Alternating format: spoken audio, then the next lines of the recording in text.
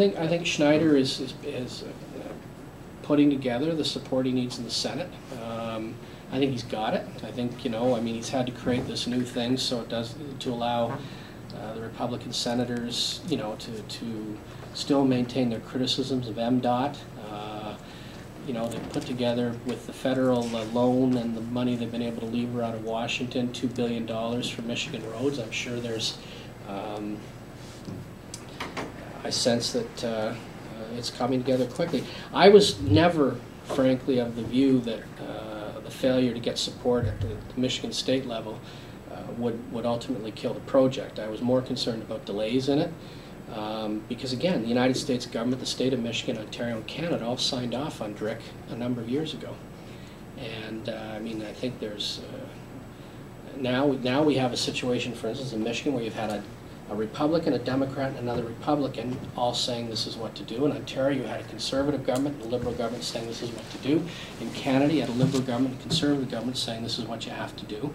And the process was good. I saw the federal court ruling on the Sierra Club's application. They dismissed it out of hand, saying that the process was, I forget the language, but it was, as thorough a process as you could do on these things.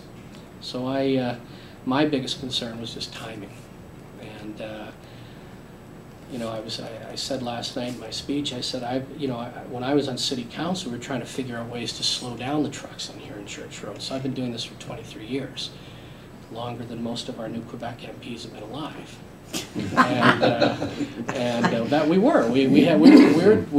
we spent a whole lot of time. You'll find the plans in the basement of City Hall somewhere. We were trying to figure out how to slow down the trucks because people were being killed and so on. So my bigger concern was the delays. But now Governor Snyder, I think he seems like a pretty sharp guy. I haven't met him, but he's dealing with their system, and he's got to use his judgment and how to get this through.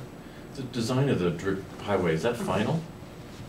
Other than what I would call like minor variances, like once you get into the ground, you start to find things you didn't anticipate, or but yes, absolutely. No burial sites. No what? Burial sites. Don't do that. That's usually stuff. But interestingly though, you raise that, but that was part of the environmental assessment. I mean, and we consulted First Nations. I think Walpole was the closest.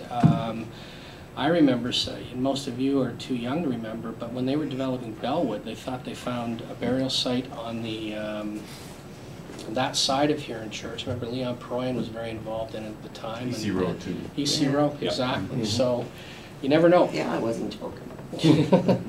But we did as thorough an analysis as you can.